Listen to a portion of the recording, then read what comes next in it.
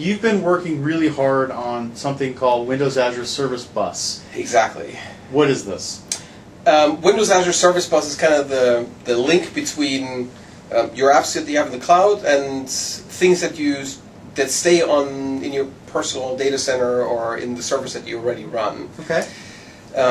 Because for the last 15 years or so, or actually longer, we've been teaching people on how to take one app and take another app and take another app and stitch them all together to streamline the flow of information. You have your customer information system, you got your enterprise resource system, you have all your custom apps. What we talked about is web services, how can we stitch all those things together for them to make sense, and obviously you run all that stuff in your own data center.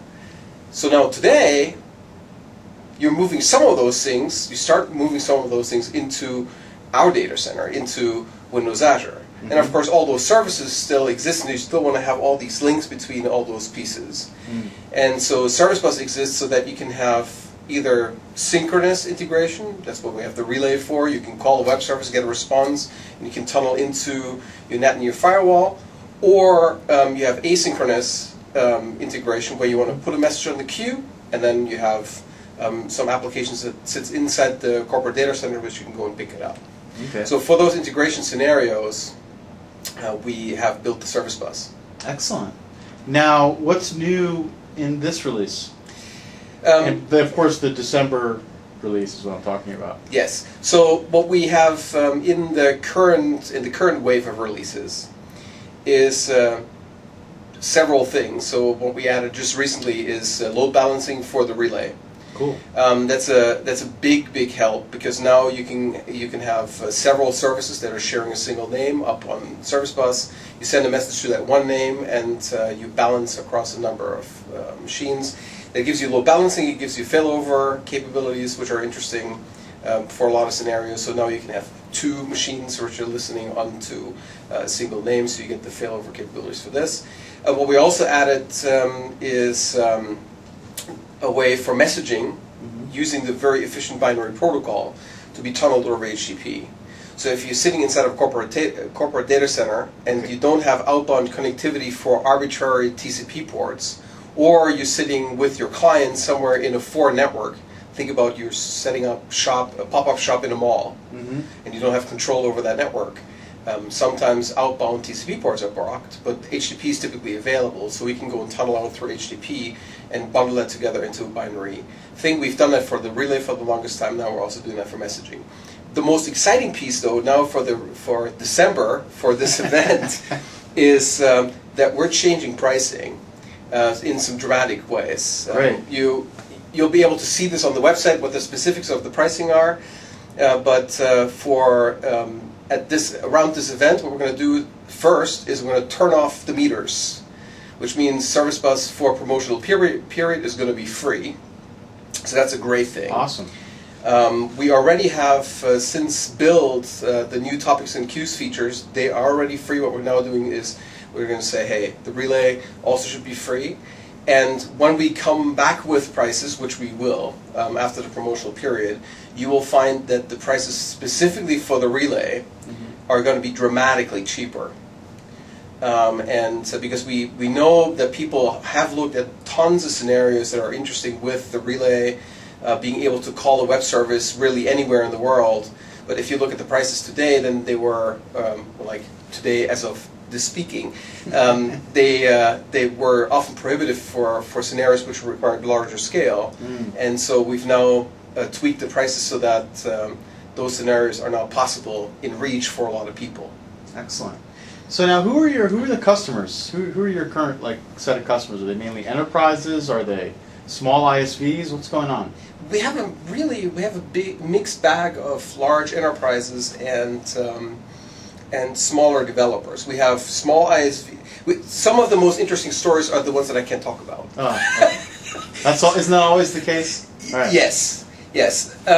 So we have some interesting things where ISVs are using us as secret sauce, but they don't want us to talk about them. Fair enough. But let me just give you a constructed example of how that could be. So imagine you have a lawyer who's on the road, just with with his phone, and he's walking around, probably visiting.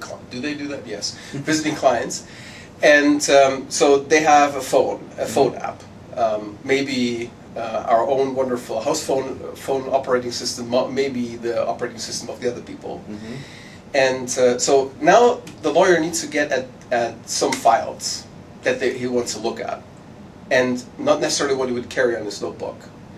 Like a case file from 1987. Okay. Something that's deeply buried within the digital archive. Maybe they have all scanned. So how does he get there? Well, he needs to get into his office to get that file and take a look at it on the phone.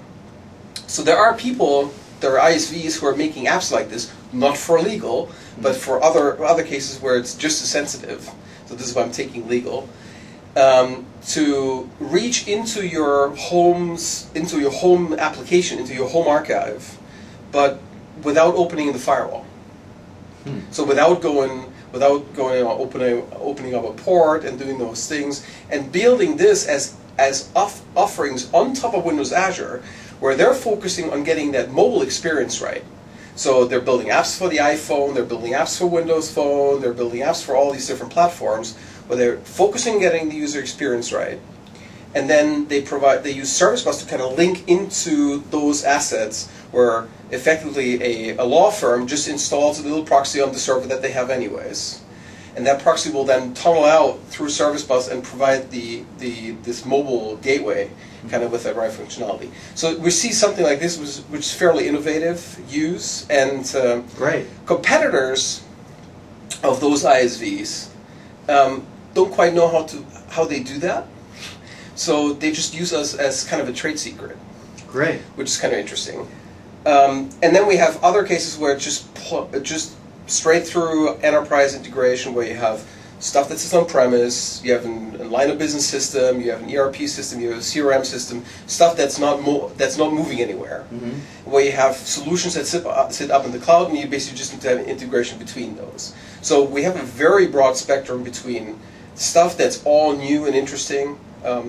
We have the .NET micro framework guys who are coming to us and say, hey, we have this project going on with this huge municipal bus company who are now putting the micro framework sensors and devices into all the buses, and they have 3G connectivity. Why can't you help us in just putting messages about where the bus is into your event queues, and then we can go and look at them, and so use Service Bus kind of as a fabric for those.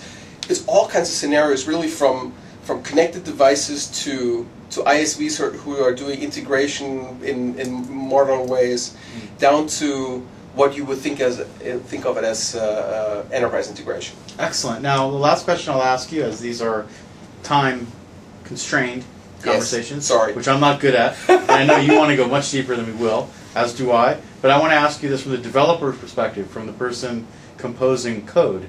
What does this stuff look like? How does it feel? The complexity that you're talking about obviously is going to be nicely abstracted away, and I'll have a simple set of interfaces that I use. But can you talk just a little bit about that? Yeah, so the complexity is mostly in the architectures, and then the artifacts that we give you are fairly straightforward. If you are for the synchronous stuff, so just a web service, we have a way how we do web services today on the platform, and that's the Windows Communication Foundation. So we make that very easy. We simply have some bindings that you can integrate with. We're also working with, we're now brothers and sisters with the IIS team. We're brothers and sisters with the ASP.NET team. So we're looking at how we can bring Service Bus to those things in the near future. So .cf is currently the way you do this. So you just use a different binding, and then you are out there. That also works with the messaging features. So there's a way to do .cf with MSMQ, and there's a way to do now .cf with the messaging features of Service Bus. And then there's a lower level API which gives you all the raw power of the messaging subsystem, which is called the messaging API, which is fairly straightforward. You go and create a client for a queue with a name, and then you send a message or receive a message, and so that's all nicely packaged in the Microsoft.ServiceBus DLL. If you want to go and start, the things that you need is effectively Visual Studio would be nice, You need to have an Azure account, and then you just add the NuGet package for Service Bus, and then you have everything that you need right there. Okay, so this is just a managed API. It's a managed API. And then there's, if you want to use it from other platforms, including Java and PHP and some others that I forget, then we have on servicebus.coplex.com. There's a little area where we're checking in our stuff, and that's all code samples for a variety of different platforms, including samples specifically also for Silverlight, so that if you want to use it from Silverlight, specifically also from the phone, then you can do this. And we're expanding this more and more and more in line with the Windows Azure initiatives around more platform coverage, and that's all good. It is all good. That's one of the strengths of Windows Azure. Yes. Thank you for spending time with us. Thank you for coming. Of course, always great to see you, and start Windows Azure.